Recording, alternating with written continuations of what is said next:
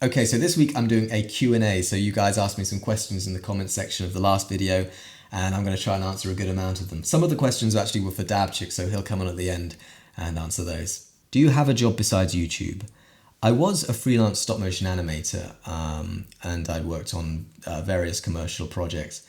But after last May, when the first video, the Manu introduction one, got so popular, I realised this is somewhere I need to focus my attention now. And quite soon after that, I set up a Patreon account, and my patronage has been growing since then.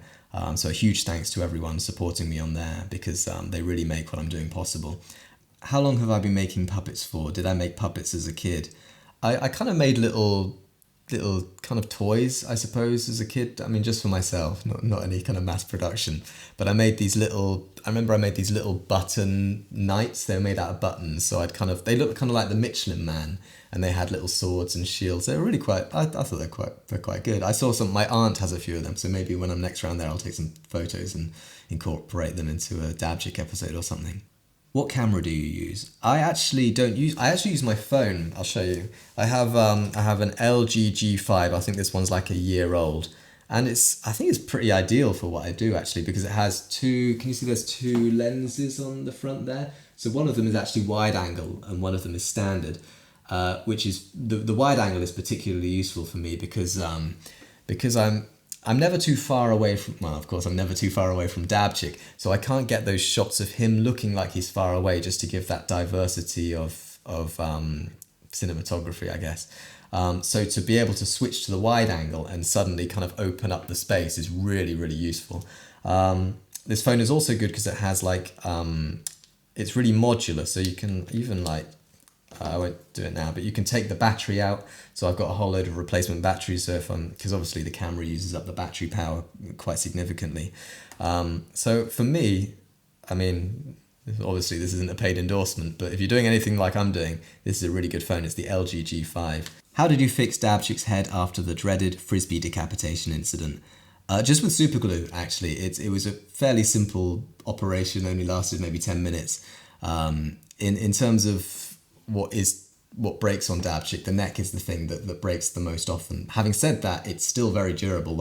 All of them is quite durable, and I think that neck had lasted something like 6 months without needing to be replaced. So not a big problem and not a major procedure.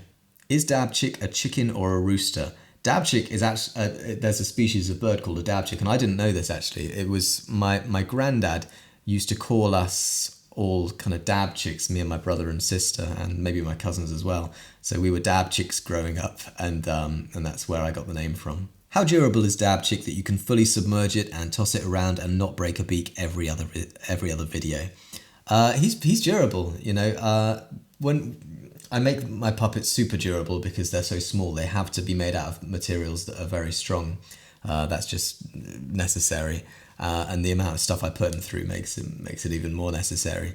Barnaby Dixon, are you making any new puppets? Yeah, I'm actually building 3 new puppets at the moment, and all very, very different from one another. And some of them, I've been using kind of processes and skills that I'm not really familiar with. One is I'm dabbling a little bit with clockwork actually, which is very tricky. So we'll see. Maybe I'll abandon that idea.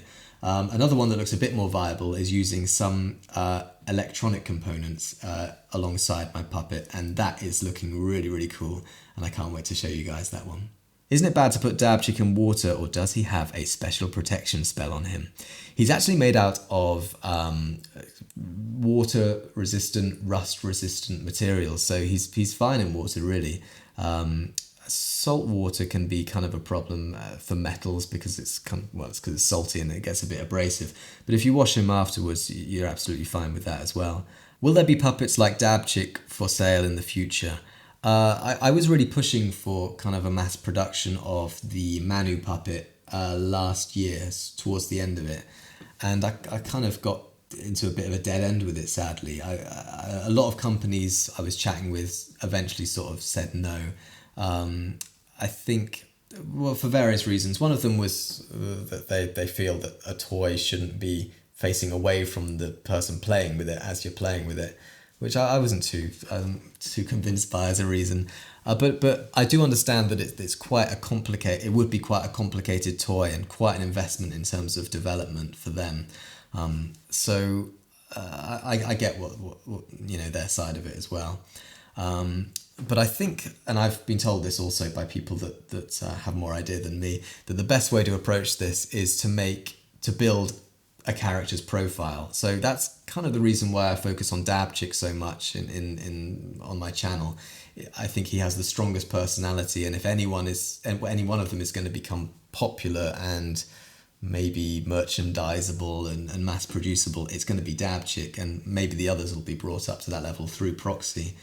So that's kind of my approach to mass production at the moment, is just keep making the episodes, keep building the profile of DABCHICK, and hopefully one day it becomes a possibility. hang on, what is this? On a scale of hanging out with friends to being nude in front of 100 people, how self-conscious does filming DABCHICK make you? I have said in some interviews that it does still make me kind of self-conscious, but less so now. I think that the fact that it is kind of viable in terms of I am making a living doing this, in some respects it's quite ridiculous and I have to pinch myself sometimes, but in other respects it kind of makes you a bit more sure of yourself, I suppose. When you go out there, it's like, I'm doing my job. Sure, I'm playing with a little toy bird puppet, but I'm doing my job. Hi Barnaby, how annoying does your poor cat find DABCHICK? She does find him quite annoying. I think she gets the brunt of it on Instagram, really. But she's generally okay. She whines a lot, but she is a good-natured little thing. She's quite old now. My cat is 17, so I don't like to wind her up any more than I feel I have to. I have to for the content that I make. This is a good question. Are you talking while you film with DABCHICK, or do you edit your voice in later? I edit the voice in later for the series, pretty much exclusively. It makes sense because the microphone on my phone isn't very good, and I don't really want to carry around microphones and external kit and then have to worry about syncing it later. So it's a lot simpler to do it this way. Also, I'm sometimes not sure on what DABCHICK is saying or the story even, so it makes sense to do that as a post-production thing. Hi Barnaby, I was wondering how many parts there are to DABCHICK and how you made him, because I want to make one myself. A lot of people are asking about tutorials, and it's a little tricky because, well, for one, it would take a very long time to make. I myself actually only have one DABCHICK, and that's because they take so long to make. I think even DABCHICK would take about close to a month to build from scratch, and during that time, if I'm documenting it, it would take even longer. The other reason is that I have to kind of be careful about what I share in terms of my processes, because it can impede my ability to patent certain things. I have to kind of err on the side of caution for now, but I do hope in the future I'll be able to share how I make these things. Do you go out filming with an idea or storyboard, or pick a location and see what the world throws at you? It's actually both. Some episodes I have an idea and kind of build a story and the shots around that. But latterly, actually, I've been doing a lot of more vloggy ones where I sort of, as you say, see what the world throws at you. I love your Dancing Man puppet. Any chance you'll use him again in future videos? I certainly plan to, I've got lots of ideas of how to incorporate him. One of the new puppets that I'm building is actually kind of like a Manu puppet Mark II, and that's looking really good. Hopefully I can show that fairly soon. I think that's all the questions I'll answer. Many of them were the same, so were kind of along the same lines. So if I didn't answer yours specifically, hopefully another question kind of covered the base. But now it's time for DABCHICK to answer some questions too. Jesus Christ, well, didn't you take ages? Okay, watch how quickly I can do this, ready? DABCHICK, are you an alcoholic? You're an alcoholic! DABCHICK, why are you so shockingly handsome? I don't know why I'm so shocked. I don't know. Are you racist, DABCHICK? Oh, screw you. How do you do your daily activities without your massive dong getting in the way? Well, actually, birds don't have dongs. We've got something called a cloaca, but mine is really big. What is that weird growth on DABCHICK's back and legs? Could it be cancerous?